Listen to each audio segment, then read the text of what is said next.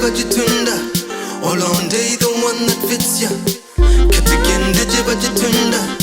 Olonde the one that fits. Hello everybody, welcome back to the Nile Book Club. And today we have a bonus episode of the Nile Book Club. And it's not your regular format of just the two of us speaking. No, we actually have a special guest and author, Marie-Claire Amuah, who wrote One for Joy.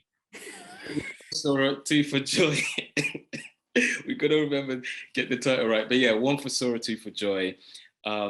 Yeah, we're moving up in the world. You know, we're proper YouTubers now. Really, we're having guests. We're having publishers and publicists sending us books to read in advance. You know, so we're really excited. One for Sorrow, Two for Joy. Make sure you watch our first episode that talks about our review. If you want to, I think that's the best thing to do.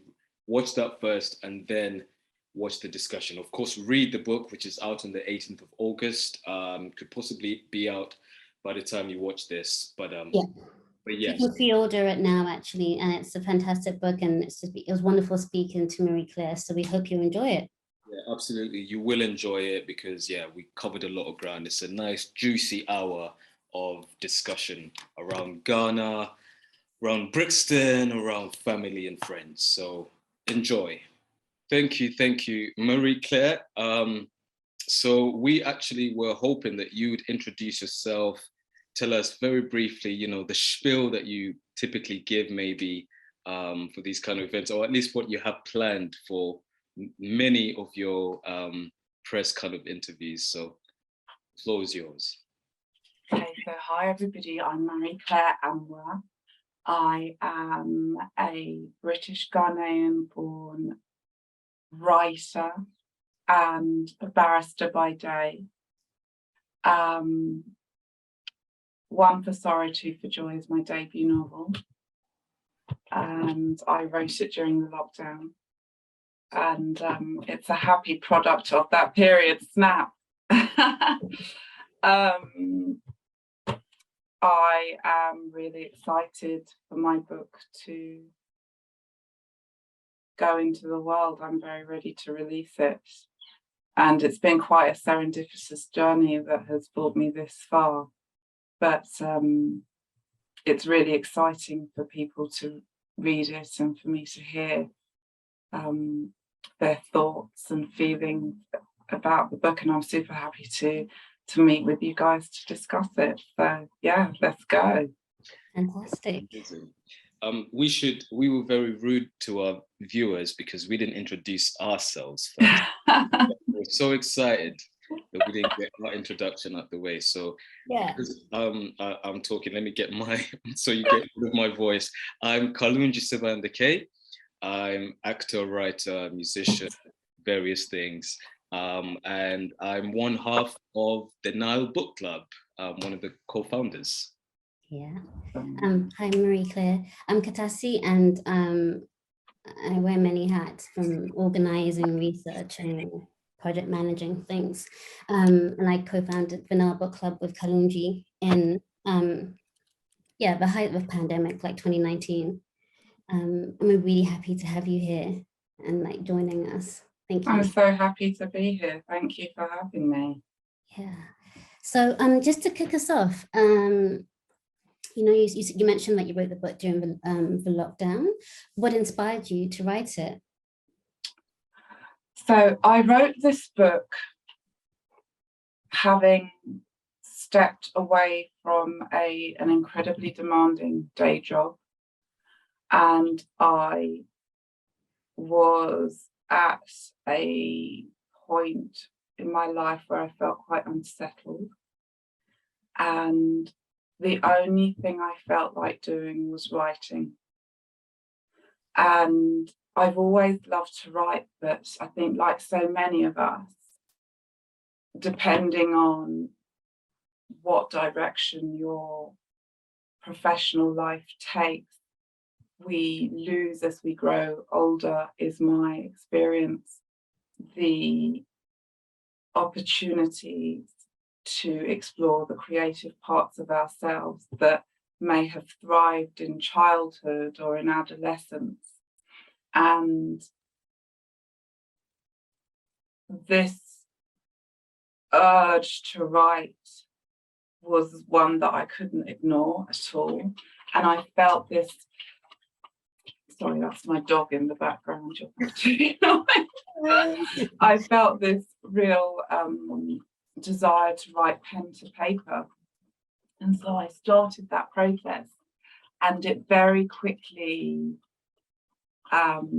changed from pen to paper to I needed to be in front of a laptop, and it was almost this visceral feeling, desire to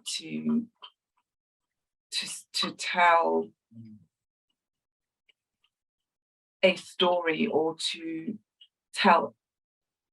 write excerpts that would come to me, and I just had to get it down. So I wouldn't say that I set out intentionally to write a book. I didn't, but there was something happening where it kind of wrote itself. And the way I write is not in any kind of chronological order. I will have an idea, or I will think of a character, and I will write a chapter, and then I will fit it into a narrative that builds around it, or as I'm building it. Does that make sense? So yeah, that was, I mean, and if I address the question of inspiration, I mean, I'm inspired by my own life events and experiences, by experiences of people around me.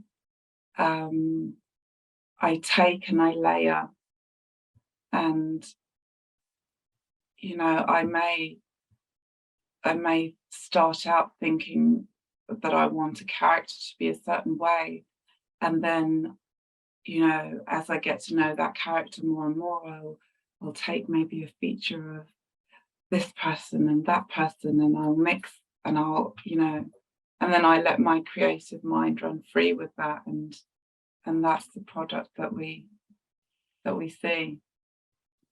Amazing, and it's a great product. Thank you. Yeah, I really enjoyed reading it, and I was struck by just how, at least first time without meeting you, seemingly personal it was. You know, perhaps maybe you didn't set it out to be kind of like to read like a memoir, but it did feel very personal, and I was like, this is someone who is, like you said, taken from life events, and I can feel just how visceral, kind of just the visceral feeling that I got from reading it. Yeah. So yeah, so with that in mind, did you ever worry about what family and friends might think of this book? You know, especially if there is elements of your life events in the book. No, not really, because One for Sorrow, Two for Joy is a book of fiction. And, you know, going back to that process that I've spoken about, and layering and interweaving different aspects and features and characteristics, it's not an autobiographical book, you know, and I certainly wanted it to deal with universal themes that people can relate to, and I hope it does that, because while not everybody may have the experience of domestic violence, it's a novel that I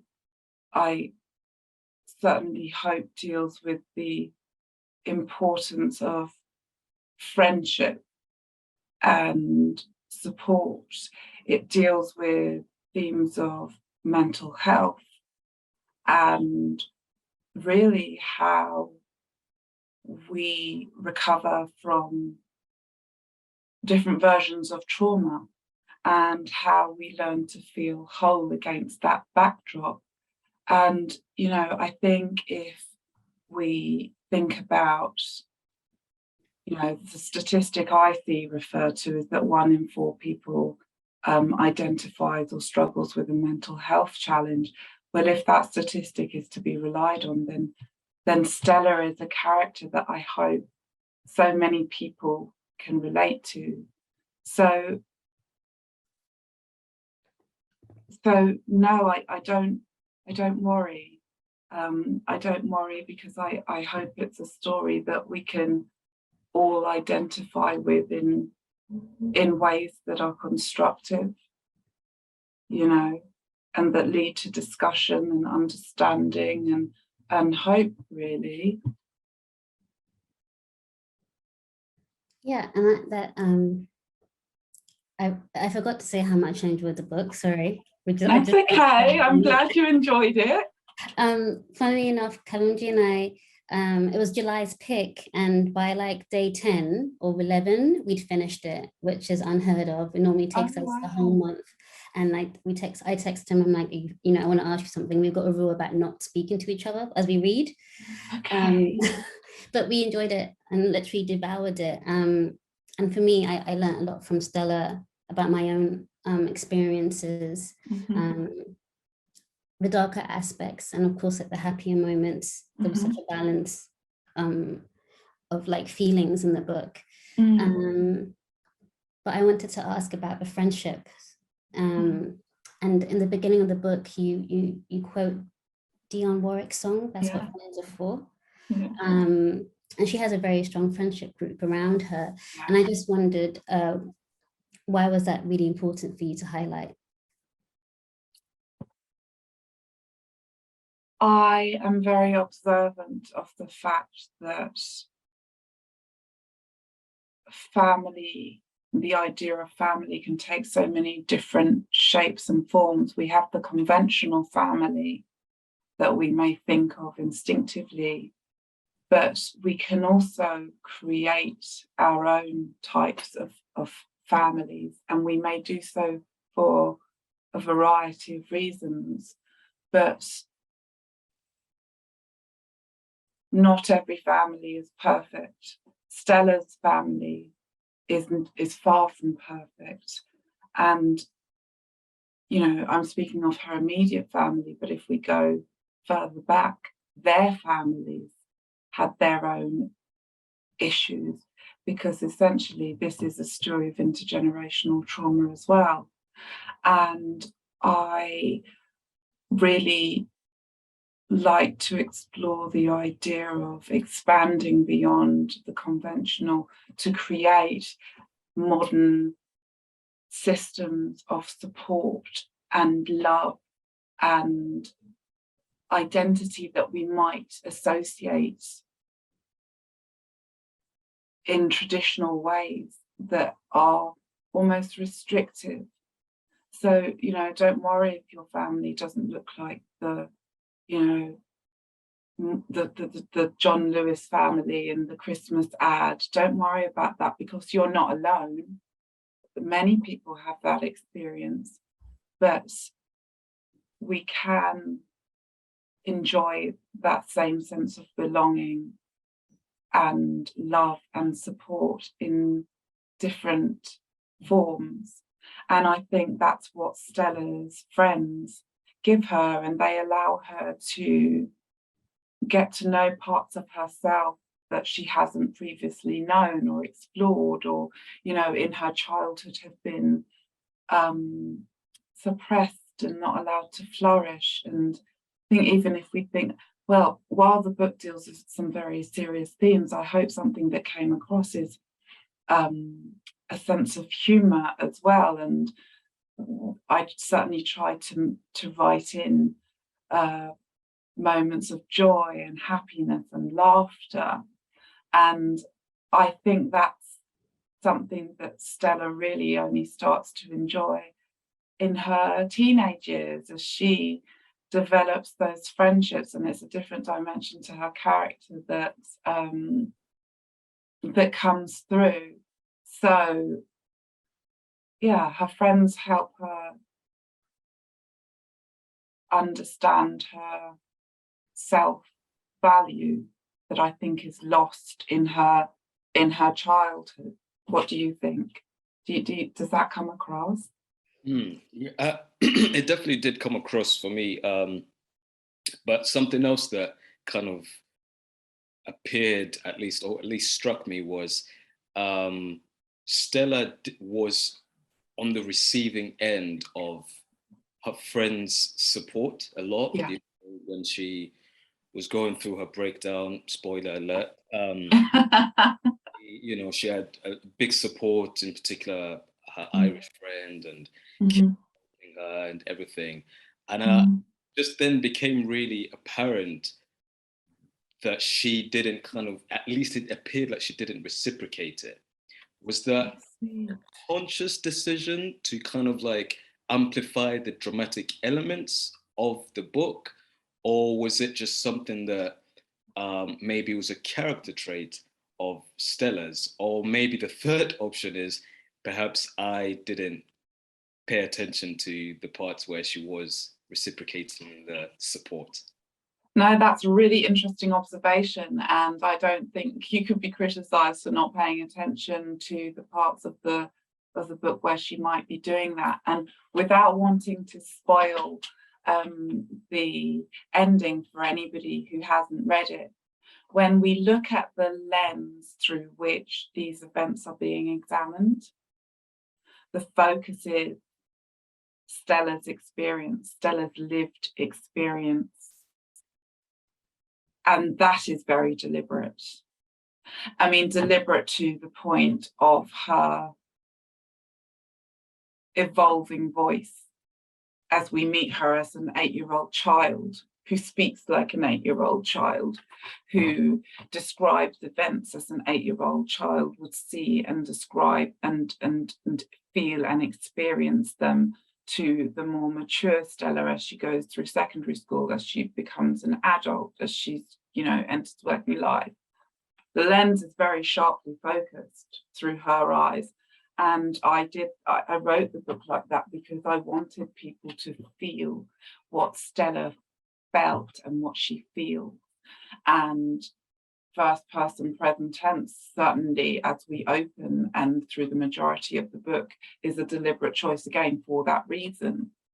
And my goal in doing that was to allow the reader to live events with her. And, you know, right up until the end. And if we think about that focus, the focus maybe didn't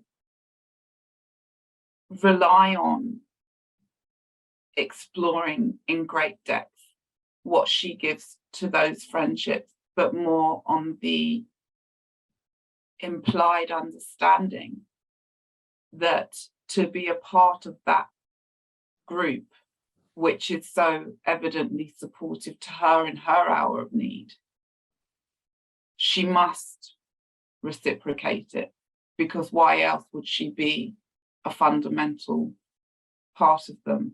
So yeah, I mean, for the reader to imagine and infer the ways that she might do that, but it wasn't the focus of my examination when I was writing it. But it's a good observation, yeah. Yeah, and it's actually a fair comment and response as well, because I'm thinking just from the point of view of a writer as well, like I think it's more dramatically engaging to, you know, have her be on the receiving end, because we're seeing through her point of view as well. Yeah. To kind of then go and take on this journey where she plans, you know, one of her friends' weddings or whatever. It just wouldn't have the same level of drama. Right, right. So that could be the sequel. Exactly. I mean, I don't know that she needed to demonstrate her worth. I think she's gone through so much that just having friends that loved her for who she was enough. You know, you don't have to always demonstrate your worth with friendships. Like just your being can be enough, I think. And she was doing so much in her outside world, being the protector, giving service, like giving service to the community. So I think it was enough for me anyway, but I understand, I can see both sides. I mean, they're really interesting and thought-provoking points. You know, I refer to not giving the game away to anybody who's not read it, but, you know, Stella's understanding of what it is to be lovable comes through those friendships. And she is, towards the end of the novel, forced to consider what that means and what the evidence for her being lovable is, and where is it to be found, and what she can infer from that.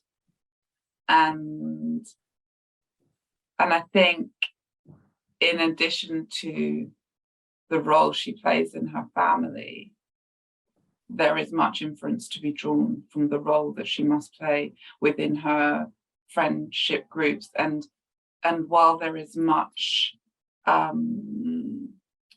between the different girls, there is much demonstration of their support to her. I didn't feel that it was a necessary part of the narrative to demonstrate that in reverse. Okay. So there's lots of really interesting things about Ghana culture that are littered across throughout the book. From I'd had no idea that Kwame Nkrumah was married to a Coptic Egyptian. Yeah. Because I think the focus is always on him. It's never about the women around men and leaders.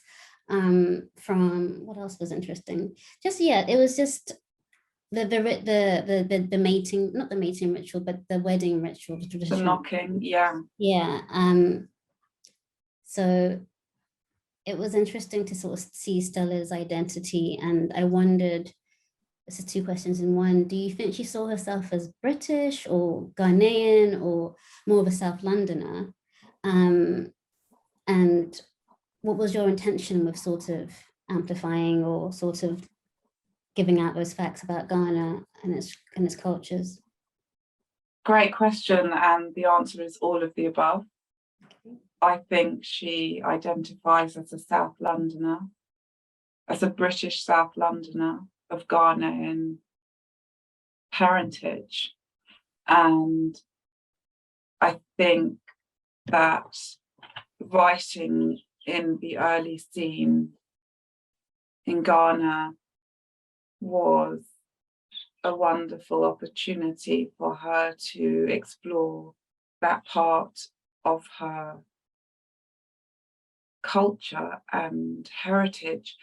And, you know, culture is an important part of this book because Stella's father's treatment of her is arguably informed by cultural dynamics at play. What does it mean in Ghanaian culture, in West African culture, for a young girl to speak up to her father? How is that received? How is it to be dealt with? And before she goes to Ghana, her experience of her culture isn't necessarily, arguably, we have the early scenes of her at the functions and her dad as the MC, and we can, she certainly absorbs her culture through that type of event. But I just thought it was a really nice way for her to be able to experience the positive parts of her culture in an environment where she is free from worry. And little things like the waist beads that the girls wear, and enjoying Ghanaian food, and then, you know, there is her visit to the Cape Coast slave castle, and what does that mean, and just her putting herself in the shoes of those who have come before her. That is, in my mind, symbolic also, because, well, as a first and foremost as an acknowledgement of the journey of suffering that has brought her people this far. You know, that's what the writing in of the Cape Coast castle means to me. But also when we talk about the repetition of cycles, intergenerational trauma, imagining what has been before versus where she is now is going to inform her journey, her very personal journey of growth. The knocking scene was my most enjoyable scene to write. And knocking, for anyone who hasn't read it yet, is the Ghanaian tradition of introducing a man and a woman's families to each other, on the understanding that they have the intention to be together, to date, to marry. And that's symbolic in, well, it's interesting because we don't hear of her own parents knocking. They have a very different story of how they came to be. And they wanted to introduce again some idea of progress and open up the option of choice in what Stella is moving towards. She's moving towards a stage of her life at that stage anyway, of being able to choose, for example, who she answers the phone to and whose calls she ignores. And the idea of picking a flower I want to feed into her consciousness, you know. And knocking was a great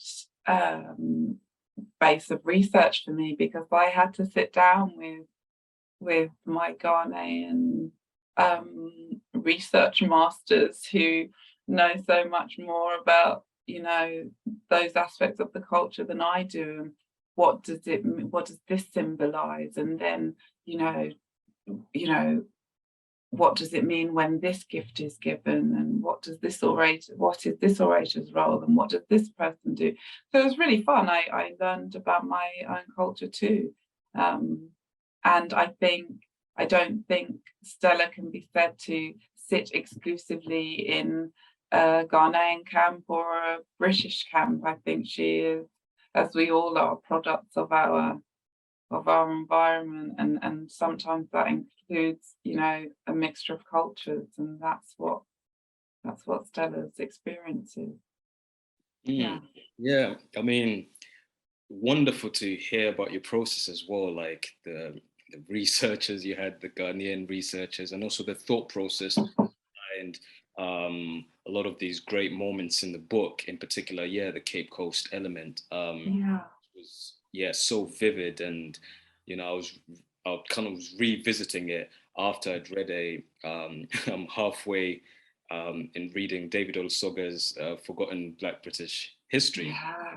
And of course, there's a lot of discussion, notably more around Sierra Leone, but also Ghana. But you know, reading your book, One for Sorrow, Two for Joy, at the same time, or with that history in mind, kind of gave me a deeper understanding and appreciation of the horrendous experiences our collective ancestors went through. Now, in regards to I guess African ancestry, there's always this argument around African writers or Black writers, or however you want to describe someone's heritage. And there's always this argument around expectation of the writers to focus on particular topics, namely issues around corruption on the continent, or the effects of colonialism. Do you feel this is something that you feel the pressure for, maybe when writing this book or future books? Do you feel this pressure? And secondly, as well, do you see anything wrong with having a focus Great. on these issues, or focus on these issues? Yeah. Great question.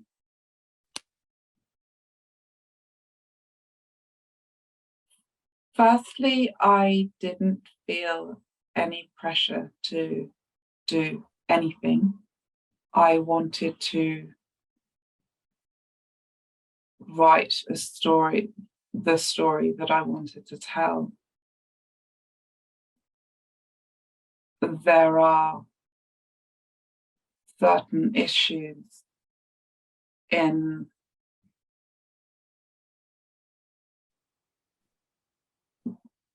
West African culture. I like to speak about Ghanaian culture because I never want I never want to speak on behalf of a group of people whose experience I don't intimately know. But let me say, for instance, there are certain issues in West African or African culture that we might see visited time and time again through narratives.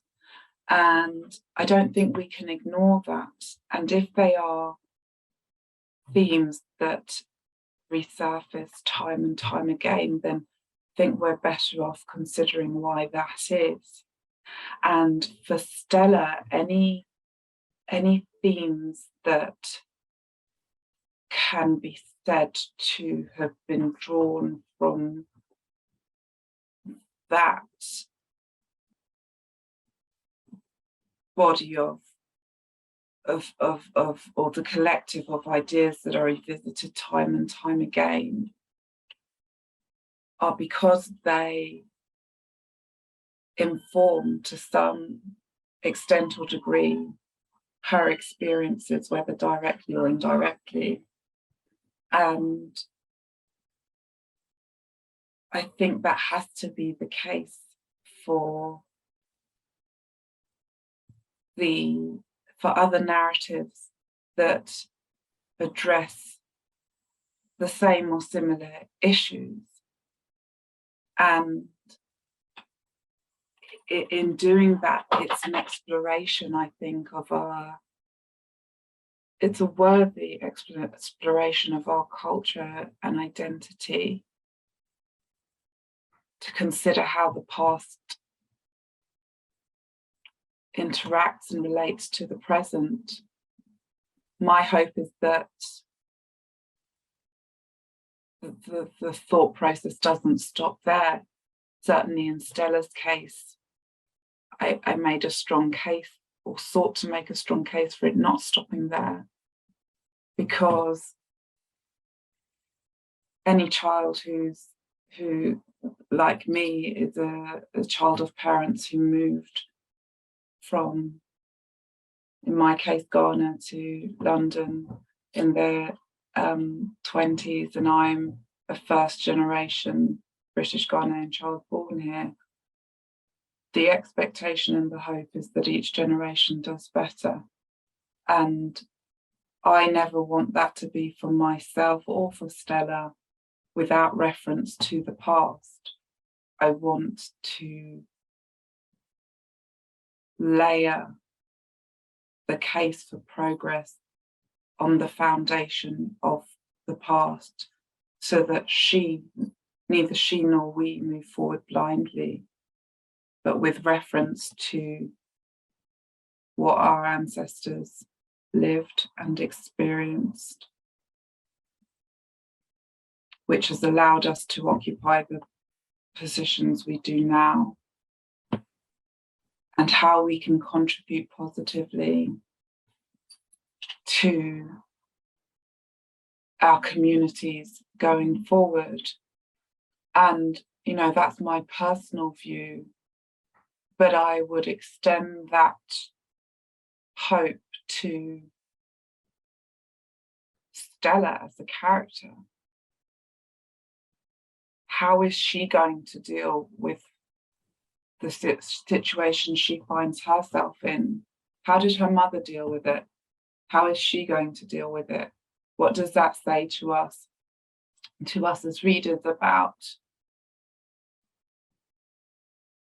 the choices and opportunities we have for healing and personal growth that our parents' generation might have not considered or had available to them?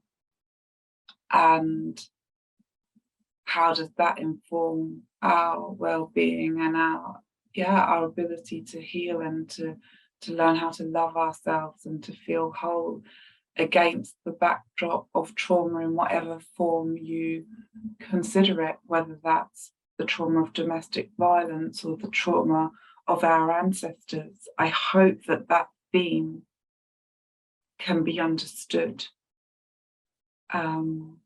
by people who read it, and I hope that answers an incredible question. No, it's an incredible response to an incredible question. Thank you. Beautifully put as well. And as you were speaking, I was, just floating through the moments in your book where you do exactly that kind of reference to the past. And actually, your book, one of the great things about it is actually it's a documentation of Ghanaian culture and aspects of Ghanaian history that, a lot of people, myself including, like Katasi alluded to, were unaware of, whether it's the kind of marriage or, kind of rituals or clothing with the kente, the different kind of names you have. Yes. Obama name, I didn't know about that, Have you seen it? You should Google Obama kente. It's stunning. I will Google it as soon as we come off here, because it's incredible. I always have this connection with I meet Ghanaians and we connect immediately. Best friends in school were Ghanaians, Wow. Ex-girlfriends have been Ghanaians, so yeah, as a Ugandan, Ghanaian kind of appreciator, I definitely did enjoy reading this book as well. And I think others will, for those very reasons you've given, because it is an appreciation and representation of a slice of Ghanaian culture and history that I think should be almost mandatory reading, actually, for anyone really, but I think it should also be introduced in schools, and your publicist sent kind of topic discussion questions, and I think those are the kind of things that will spark conversations once people start reading it as well. So wow, that's incredible to hear. Thank you so much. But that means a lot to me, and as you're mentioning the kente, that was another point of research for me. There's so much symbolism and meaning in the weaving, the patterns, the colours, and it was such an amazing opportunity for me to be able to, and Kwame Nkrumah's the Fatia Nkrumah Kente cloth, there's meaning in that. And I wanted to weave in the symbolism of strong women as well into that. And it's like a gift to me, it's like a treat to me, for me to be able to find that, this pattern in this kente cloth symbolizes this, and then this color means this. So you can interweave messages in these wonderful ways that, some incredibly talented person somewhere along our ancestral lines have thought of. How amazing. And I don't want, certainly as first generation Ghanaian, I don't want to lose connection with those meanings. I wouldn't want my children to lose connection with those meanings, because I think they're so precious. Yeah. Yeah, I think that's all quite profound what you've said. And the book itself is presented as between Ghana and the UK or London, but it's not it's not a literal interpretation, you know, it's the historical elements, it's past and present. Yes. So it was really yeah, it was really sophisticated the way that you brought it all together. And on the subject of strong women, I wanted to talk about Florence, Nurse Florence. Yes. Yeah, because she, you know, she has a duality to her in her domestic life and in her outwardly public life. But I think what's something that the story that particularly struck a chord with me was her dedication to wanting to go back home. And it just resonated with me because there's so many women in my community and men that they work so hard in this country and they just have this dream of wanting to return home. They send money home to build houses. Yes. You hear horror stories about them never actually making it beyond like this high. Yes. Yeah. But the, you know, it was she manifested her desires basically, without giving away too much. But I just wondered what was on your mind when you presented that, because it's not that common. Not everyone does make it. You know, they get stuck here or they're too afraid to go back. It's interesting, isn't it? Because what does it mean to Florence to go back home? Who was she when she left home? And who did she become? And what happened in between is what I wanted to encourage thought of, without wanting to give too much away. There's a commonality between Florence and her mother that bookends stories of bending and flexing and assimilating to accommodate the needs or pressures of others. And I wanted to give Florence the opportunity to find some kind of happiness against the backdrop of her experience. But not only that, I wanted to show, you know, you referred to the duality of Florence, but hopefully readers will see that there are dualities to every character in a way that I hope, that I know is human. None of these characters are perfect. They are all flawed in their different ways. There's a duality to Stella's father, and I won't say more about that. There's a duality to Stella, to her brother Sol. And that to me is really an exploration of the human condition, insofar as I'm humble enough and able enough to explore it. And we see that in Stella's mum in a way that almost confuses Stella when she sees that her mum is more than this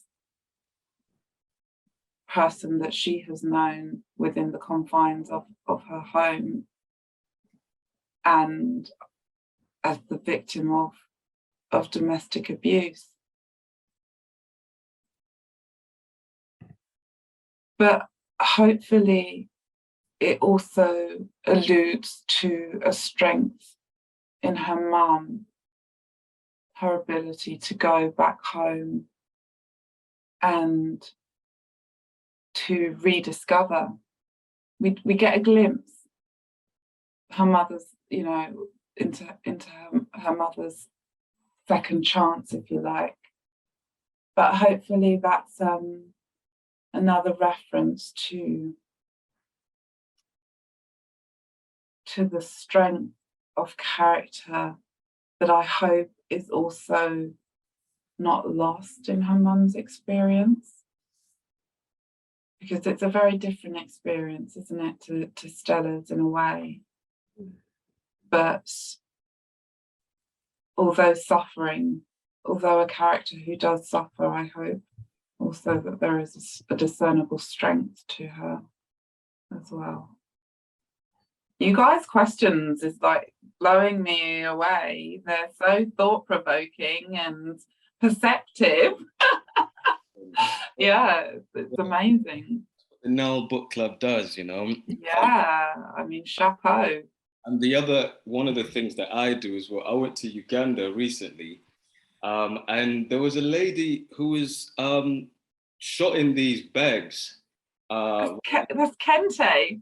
It Is is. Kente plagiarism? Appropriating the culture, Kalungi. Yeah, you do it. I should find her and sue her. But I came up to her and I said, don't you have any in Ugandan kind of colors or Buganda colors or anything? And she just was not interested. She just wanted my money.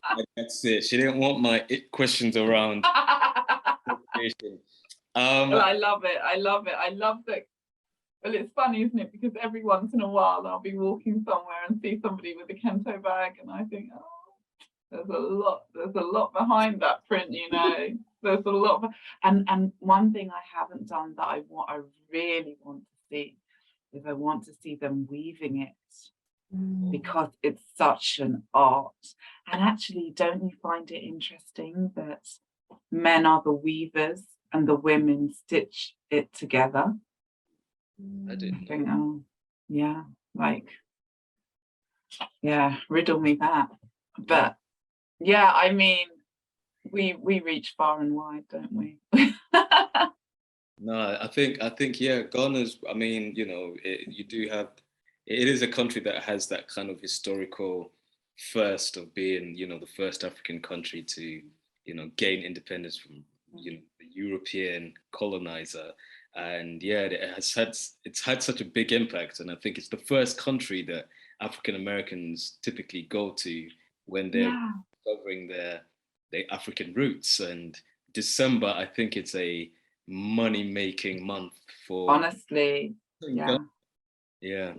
You get not only like the, you know, international diaspora going back, but so many other. I remember a funny story. The first time one of my English friends told me she was going to Ghana, and my reaction was, why? No, she said she was going there for holiday, and I said, oh, that's amazing. And I was so happy, but that it was a destination of choice. Yeah. You know, for somebody who didn't necessarily have the links. And I felt so proud that Ghana was on the map like that, you know. Yeah, and I know I've had many friends who've gone there on gap years and things, and they come back and they're so informed. And I'm glad that Ghana had that place and played that role. Yeah. Yeah, there was a time growing up, maybe you guys might remember this as well, like where being sent back home was a punishment. Yeah. For naughty kids. Yeah, for kids who played up in school. Yeah. Yeah, you're gonna get shipped. Yeah, they get shipped back. My mom, you know, believe it or not, I got that threat as well because I was born in Uganda. So my mom, at the age of 13, I was 13, not her. Yeah, she said, if you misbehave again, I'm sending you back to Uganda. And for me, that was like, whoa. If she was to say that now, I'd be like, let's go. Yeah. Yeah. But back to some of our questions, very intriguing questions. So superstition is another major theme, and it's evident obviously in the title, one for sorrow, Two for Joy, and you have that incredible poem that puts it into context at the beginning. Yeah. How difficult, and maybe it wasn't, but how difficult was it to write about such an intelligent character in Stella, right? And obviously, spoiler alert, her therapist also talks about this, who found it challenging to let go of what could be considered a childhood superstition? Yeah, another good question. Her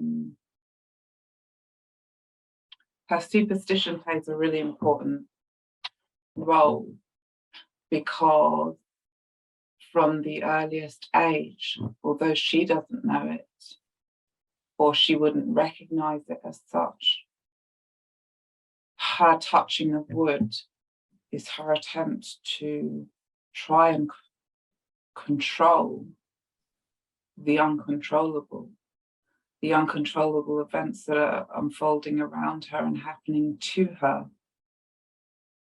And it evolves with her to become something else. It evolves as she grows to become superstition about the sighting of magpies that is rooted in the well-known poem. And she's not able to make evidence-based conclusions, even though, ironically, very ironically, her profession relies on her ability to do so. But it's also symbolic, deliberately so, hopefully so on my part, about the impact of childhood trauma, in that it doesn't leave her, it grows with her. And that's a hugely important part of her story. Is it to define her character, the trauma, the superstition, or can she find a way to break free of it?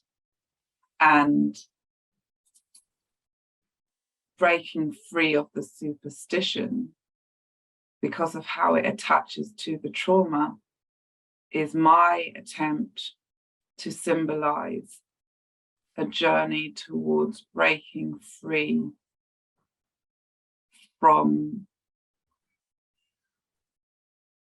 the power, the hold of those events that happened so early on in her life, to restricting her ability to grow as a person, to enjoy self-love, to enjoy wholesome relationships, to identify her intrinsic value. So I wanted to pair them up in that very symbolic way. And without seeking to spoil it, the ending, the questions she starts to ask, the awareness that she brings to her superstition at the end, towards the end, I hope, sows the seeds of hope for her onwards journey as Stella, the person, notwithstanding the trauma. No, thanks for that response. And it was just something that kind of like, obviously was a constant theme all throughout. And I was always kind of asking myself, as someone who isn't majorly superstitious, and I say majorly because I am like many people, I do say, touch wood, this doesn't happen. And yeah, I'm an actor as well, so there are acting superstitions as well. Must not say the Scottish play, there's certain things I do before I perform, otherwise I feel you know, the performance won't go well. But reading it, I was thinking, well, I'm not a barrister. Stella's a barrister. She should, you know, she deals with evidence-based kind of work. How is she so kind of pegged to this superstition? But I think obviously, you know, without giving too much away, there's so many other factors. And as you mentioned as well, I think it was a great kind of balance to put those two together. And that's so interesting, because when I was writing in the superstition, I asked so many friends, you know, are you superstitious? What is your superstition? And how and where did you become aware not to walk under a ladder? Or where did you learn that it's a bad thing to cross your cutlery, or whatever it is? And it's such an eye-opener. And how, you know, seemingly, or, you know, you gave the example of you as an actor, but sports people are another group of people that might have their rituals, you know, and we see, you know, people who are so talented as athletes, and they are talented, but they root their luck in a certain type of practice. But it's very interesting to look behind those practices. And I think we have them in so many different guises. And, you know, there's the example of the Ghanaian superstition about singing in the shower. And then when Stella comes to understand, you know, what that was founded in, and then you think, oh, and then hopefully in, you know, starting to question that also, and it's something that I've been doing, is understanding what's at the root of superstitions, hopefully frees us a little bit as well. Then I always go back to Stevie Wonder's song Superstition. If you believe in things you don't understand, then you'll suffer. Certainly an element of that in Stella's story. But like you say, it's rooted in so many other complicating factors. But that's the nature of superstitions, eh? Yeah. We have a lot of superstitions in Uganda, and it's really important what you say around dissecting them. So yeah, one classic one is that if women ate chicken, they'd grow wings. Now, why might that be? So the men can eat all the chicken. Oh, that's cheeky, isn't it? It's very cheeky. And like I've heard grandparents, or like in my life, people who still believed in it. Anyway, I got to eat. Wow. That's yeah. But thanks so much, Marie-Claire. I have just one last question, and I'm a West Londoner, and there's reference to the rivalry between South and West. And South and North. Wait, yeah, South and North, yeah, north of the river. Yeah. But I always find myself in Brixton, and and Kalungi and I were just really we really loved the way you created the world around Brixton. I could see myself on that stretch when you come out the station and the corner of McDonald's and so forth. But I wondered how Brixton has changed in your time and how you connect to it now. And it's also very central for Stella's life from her early childhood to later on. Yeah, well, I'm Southwest London born and raised, and I was born behind the Ritzy. Well, wasn't born there literally, but that's where I grew up. And interestingly, I'm a trustee of the Black Cultural Archives, which is based at number 1 Windrush Square. So that's next door to the Ritzy now. And as I have embarked on that role and learned so much more about the Windrush than I ever knew growing up, and about the Brixton riots in the 80s, and that's been a huge education for me. And just this questioning, I've never I never knew that this happened. Why didn't I know? I grew up here, and I have seen the process of gentrification and the evolution of Brixton Market to Brixton Village. I want Brixton to do well and to prosper. And I am so happy for the generations that came and settled and bought their properties for however much, which are now worth, you know, ridiculous amounts of money. Good for them, genuinely. But it also saddens me to think of those people who have lived in Brixton for so long, who can no longer call it home, in the sense that they've been forced out, whether it's because their council homes have been destroyed and new expensive properties built, or they can't find the things they used to be able to find and buy in the market, you know. I don't want Brixton to lose its identity in the way that I have known it growing up, but I celebrate at the same time that others have come to experience the melting pot that is. I don't want that to change. I don't want Brixton to lose its diversity and its identity. It's a very special place. Certainly holds a special place in my heart. And the next time you come to Brixton, you let me know, because I'll meet you there. Okay. And we'll meet up. I was in Brixton actually rehearsing for the play I'm doing now, 12th night at Kew Gardens. Really? Literally rehearsing.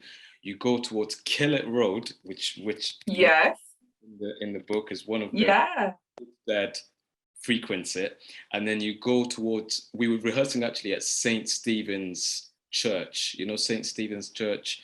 I think that's what it's called. St. Vince. It's not St. Matthew's, is it? No, St. Stephen's. St. Stephen's. Yeah, it's past Killet Road. Probably know it. Yeah. Oh well, this is awesome. Well, we've got no excuse. We got no excuse. You guys have to, you know, come down and see it. Well, we're not in 100%. Kew Gardens in Richmond, which is miles away for the performance. I can get there. We can all touch in, or whatever it's called. I'd love to come and see it, and I'd love to come and see you perform. Oh, brilliant. Well, I will, set aside a ticket for you, and you can come down and check it out. Amazing.